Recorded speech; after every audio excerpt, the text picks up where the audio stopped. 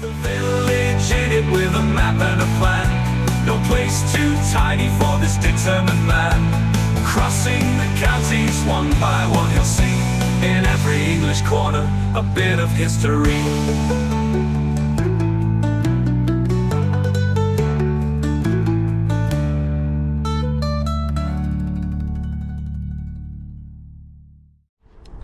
Welcome back to Rushcliffe again, everybody.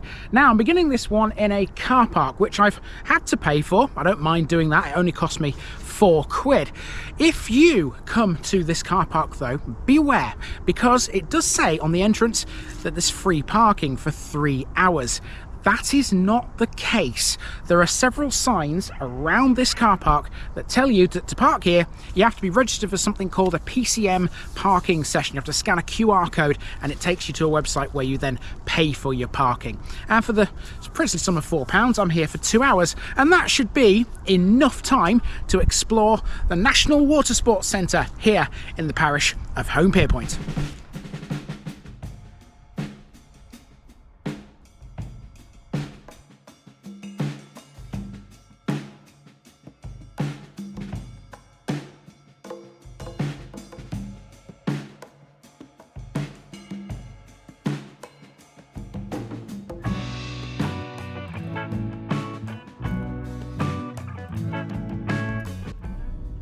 Holme Pierrepont, island belonging to the Pierrepont family.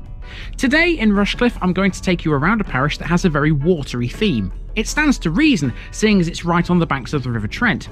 However, that's not the only stretch of water here, far from it. The name Holme Pierrepont, or Pierrepont as some call it, is a partial reference to water because Holme means island. Pierrepont is a French word that means stone bridge, and it was the surname of the family who owned the land here and once lived in a massive hall. As well as the tiny village near that hall, the parish also envelopes Adbolton, Bassingfield and a small portion of Lady Bay, which is a West Bridgford suburb. So where's all this water then? Well, the Trent provides most of it, but Holme Pierrepont used to be important for the extraction of gravel along the riverbank. Gee, we haven't heard that one before, have we? Most of the former gravel pits have been turned into lakes, and they're dotted around Holme Pierrepont Country Park today. Without doubt though, the stretch of water that most people know the best here would be the Regatta Lake. At 2 kilometres in length, it's the focal point of the National Watersports Centre, a purpose-built facility designed to train elite athletes, primarily rowers. Other water sports take place here too, like whitewater rafting, kayaking and canoeing. The National Watersports Centre is currently owned by Nottinghamshire County Council and leased to Sport England. So, in theory, I should be saying, let's go for a walk here, shouldn't I? But I think in this case it's better to say, let's set sail. We start with Adbolton, a tiny hamlet on the southern bank of the River Trent which is within Holme Pierrepont's boundaries. Adbolton is, like hundreds of other former settlements, one of the lost villages of England. It was situated at the eastern end of what is now Lady Bay in West Bridgford, on an ancient track that ran from east to west. The track roughly followed the course of the modern Holme Road to Radcliffe-on-Trent. Much of it fell into disuse in the 18th century with the turnpiking of a bypass from West Bridgford to Radcliffe, which today we know as the A52. Adbolton's history stretches back to late Roman times when the Trent followed a more southerly course than today, and the village was a river port exporting grain from its productive hinterland, sometimes to Western Europe. It had a church dedicated to All Hallows, which was situated at a crossroads where a second track running north to south crossed the one from east to west. The other track had some pretty interesting names, including Mudpie Lane and Kingsway. When the Trent migrated north, its abandoned course became an elongated pond or swamp. Fishing and reed culture would replace Adbolton's port activities. That wasn't the reason behind the village's demise though. That came in the 16th century when fines and confiscations were imposed by the authorities on local farmers who refused to conform to the requirements of the newly reformed Church of England. Adbolton's church was still standing and in use in the early 18th century, and the tower wasn't taken down until 1830. Much of its stone was used to repair St Edmund's Church in Holme Pierrepont and reconstruct some other local buildings.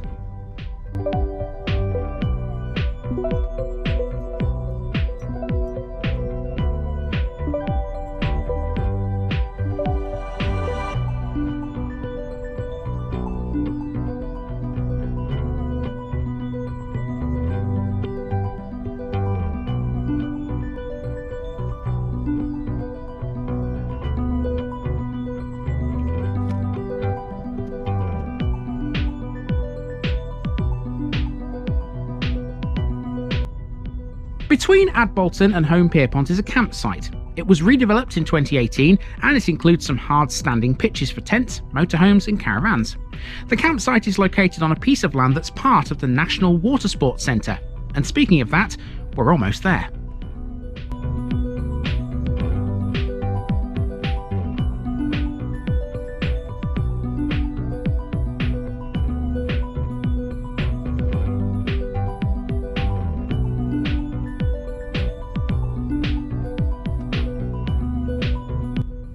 The National Watersports Centre is part of Holme Pierrepont Country Park, which is built on the remains of gravel pits which once lined the southern bank of the River Trent.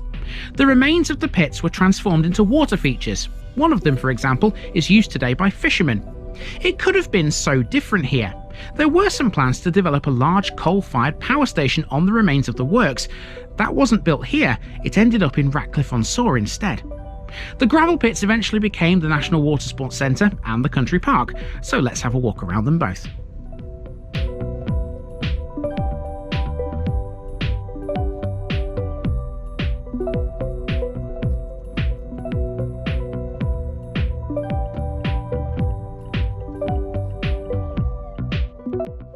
This is the Sky Trail. It was built as part of a £6.7 million investment to upgrade the National Watersports Centre in 2014.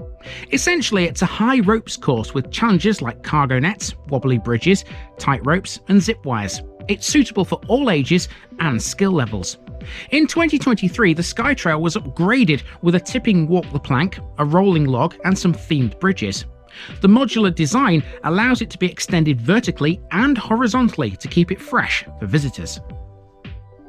Built around the Sky Trail, there's a mini golf course with 9 holes. Elsewhere in the park, there's 2 gyms, which were opened in 2014. They include a 60-station life fitness gym, which overlooks the Regatta Lake, and a strength and conditioning gym too.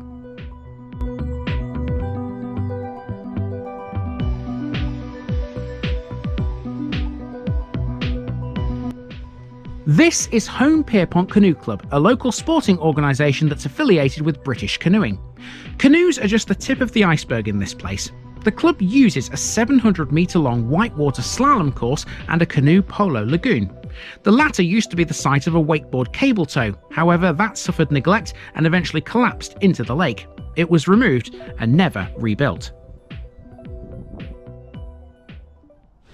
So we've got a map here, and this is handy if you're not familiar with Holme Pierrepont Country Park, and to be fair, I'm not all that familiar with it just yet. I've got a route plan around it, but yeah, I'm not going to know every last little detail of it like some of the locals will. So this map is very helpful. So I'm going to show you exactly where we are and where we're going to go. So Adbolton's down here, we've driven along this road. That's the campsite where I went in and came back out again. And this is the entrance here to the country park. And all I've done so far is drive up here to the car park, which was there, and then walked along here to this point. This is where I am right now. The lake, which I've just shown you, is behind me, and in front of me over there is the River Trent and the sluices, which I'm going to take you to very shortly. And basically what my route is going to do is it's going to explore this kind of area. I'm not going all the way up here because this is mainly a nature reserve, and there isn't really much up there, I'll be honest with you, not that I can tell anyway. So I'm going to turn around at this point, use these paths to come back down alongside the Regatta Lake, which is the biggest piece of water within the National Watersports Centre. We'll have a look at that, and we'll have a look at these buildings here, and then basically we'll just make our way back to the car via a rugby club, which is somewhere on this left hand side. And that's really it. I mean, obviously there's more to the park than what I've just spoken about there. You can walk around this, you could probably spend a good 2 or 3 hours walking around this whole entire thing, and you should really, because you know it's here for you to use. But we're just basically interested in this area here. That for me is the most interesting part of the park. So let's head over to the Trent now, and I'll show you the sluices, which we have mentioned before actually. If you watch the Gedling series, I mentioned them in the Colic episode. The slalom course was built in 1986 and it's made primarily from concrete. It drops just over 4 metres in height to produce grade 3 whitewater rapids. The course is gravity fed and therefore doesn't need electricity to power it, making it relatively cheap to run.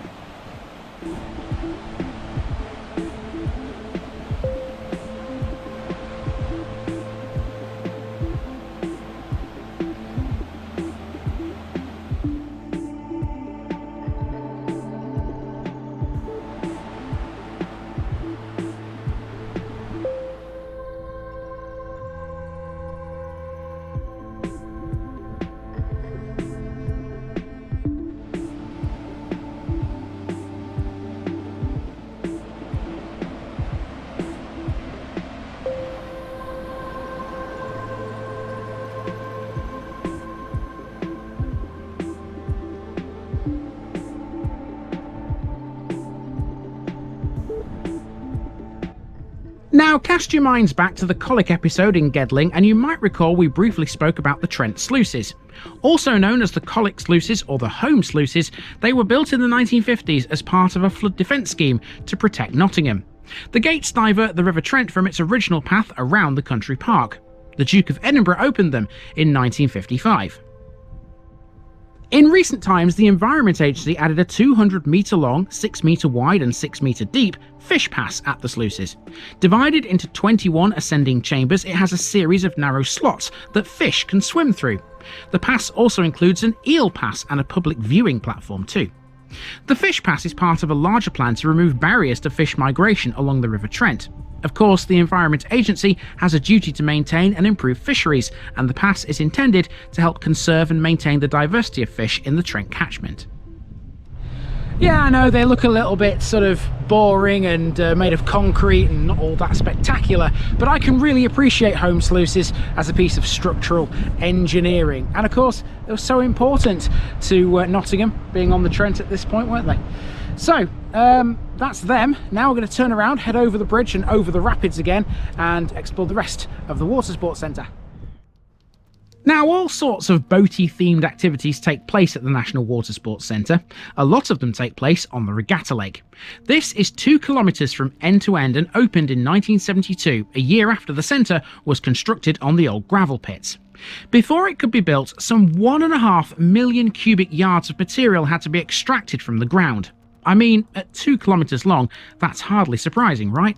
Soon after opening, this lake was chosen to host the very first National Rowing Championships. The centre was then chosen as the venue for the World Rowing Junior Championships in 1973 and the World Rowing Championships in 1975 and 1986. The safety of the site is currently outsourced to the Colic Park lifeguards, who have been part of the team at HOLME Pierrepont since 1979.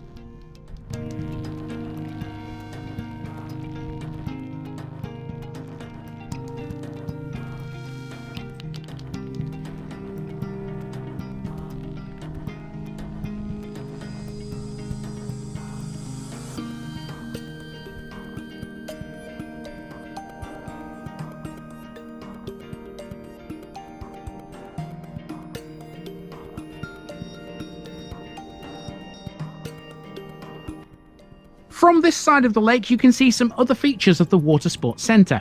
These include conference and meeting facilities with the largest room catering for up to 150 people.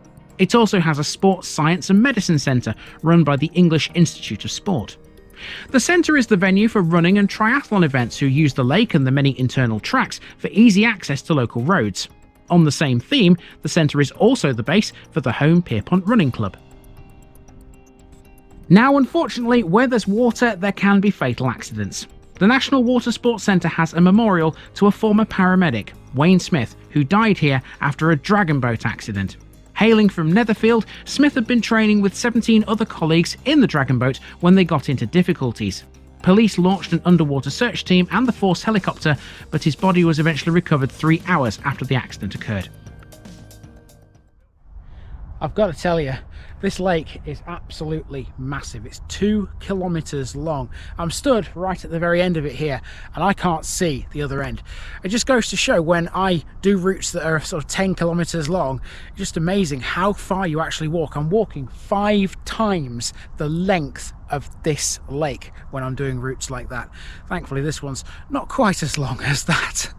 Okay, we're going to turn around at this point. We're going to head back up towards the car park. We're going to catch a rugby club on the way back towards the car as well, because even though this is a water sports centre, rugby is played here too.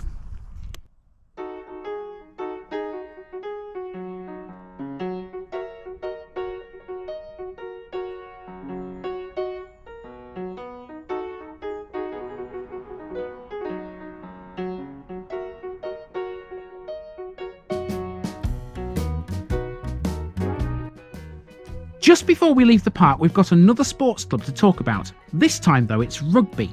Nottinghamians Rugby Club play within the country park. The club was originally called Old Nottinghamians and was formed for former pupils of Nottingham High School, hence the name.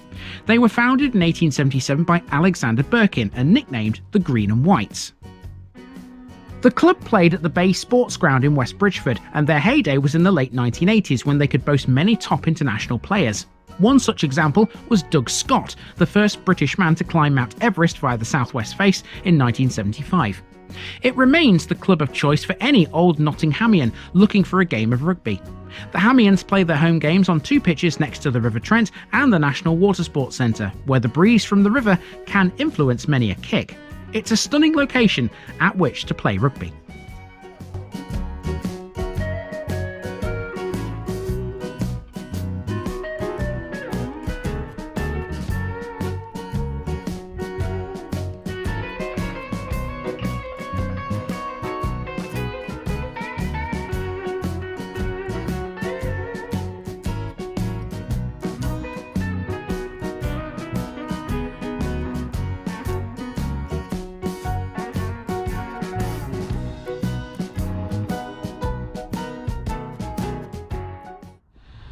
Okay, so that brings this walk to a close, but we are not done with this one, not by a long chalk. You see, people tend to come to Holme Pierrepont for the country park and the Watersports Centre, but how many people know of the actual village of Holme Pierrepont? I imagine it's not as many.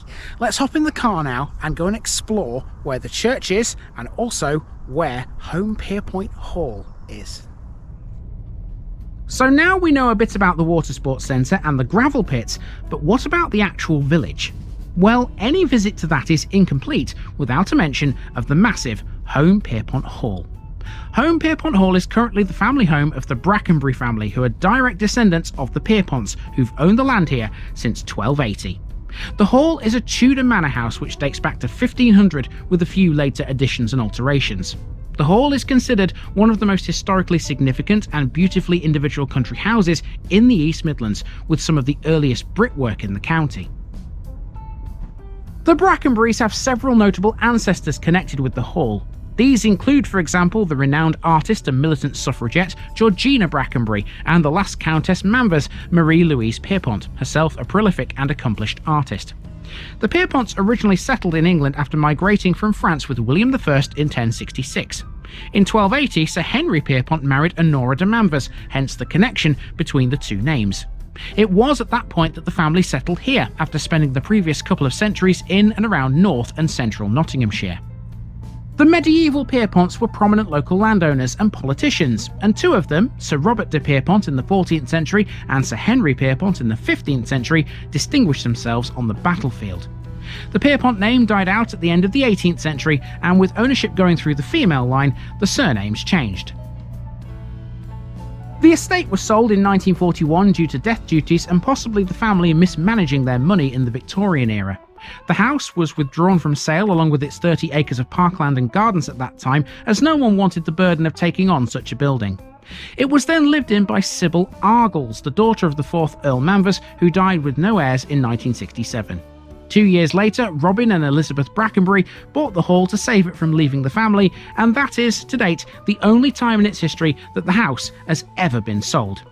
Today, as well as being a family home, the house is used as a venue for events, and the house and garden are also open to the public for part of the year.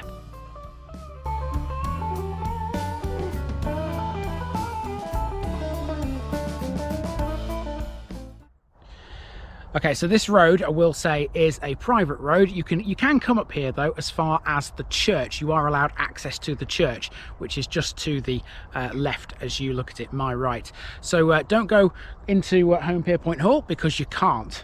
When you get to those gates, you have to stop. Let's have a look at the church then and see what that's all about.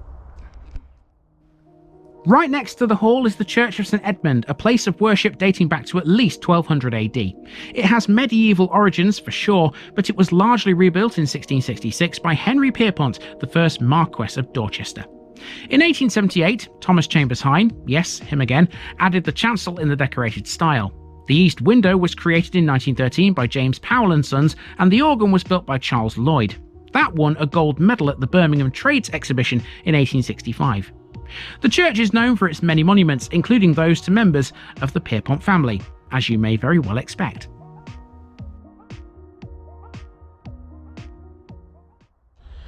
You know, the Watersports Centre and the country park was fairly quiet, which you kind of expect given this is autumn and the temperature is not exactly subtropical.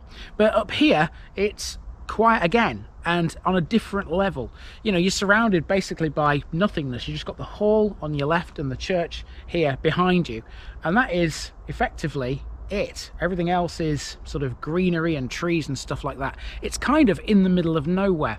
Well, HOLME Pierrepont does have an actual village as well. It's sort of beyond this on the road towards Radcliffe-on-Trent. We'll catch a bit of that as we drive away from the village. Pro tip, folks, don't drive on this road. This is the extremely bumpy track that links HOLME Pierrepont to Radcliffe-on-Trent. It is passable, but let me tell you, you need a degree in mountaineering to get to Radcliffe safely. What few houses HOLME Village has are off this lane. Most people who live there don't use this road to access the A52. They instead use the much better route through Radcliffe, and I don't blame them.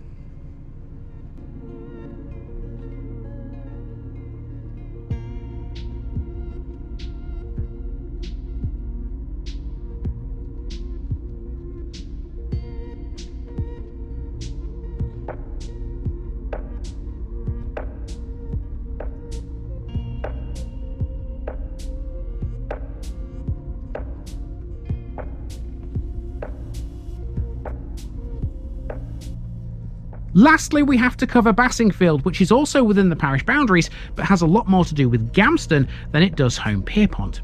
Gamston and Bassingfield used to be two tiny hamlets with a total population of just over 100 before World War II. They had a little lane connecting them together, which still exists, it's just that the A52 has sliced it into two pieces. All life in the village revolved around the farms.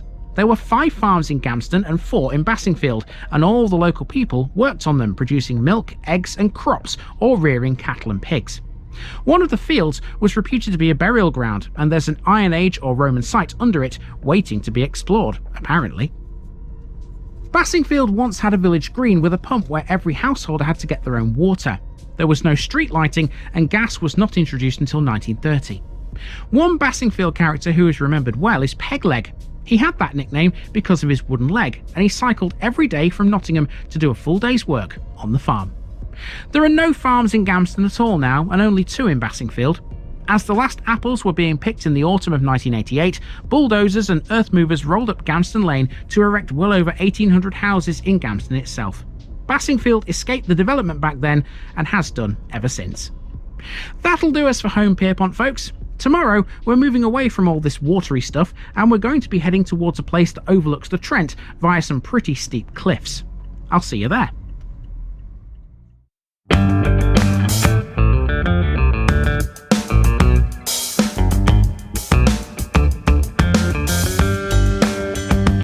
Now, just before I go, remember, this video is part of a huge project to visit every civil parish in England. That's more than 10,000. These routes are pre-planned, and due to time constraints, I can't cover every detail or walk down every street. Please don't complain if this video missed something out. I pronounce names how I choose to. I am very aware that local dialect may vary, and I don't take kindly to criticism about this. You've been warned. It's impossible to know everything too. If this video was terrible, make your own.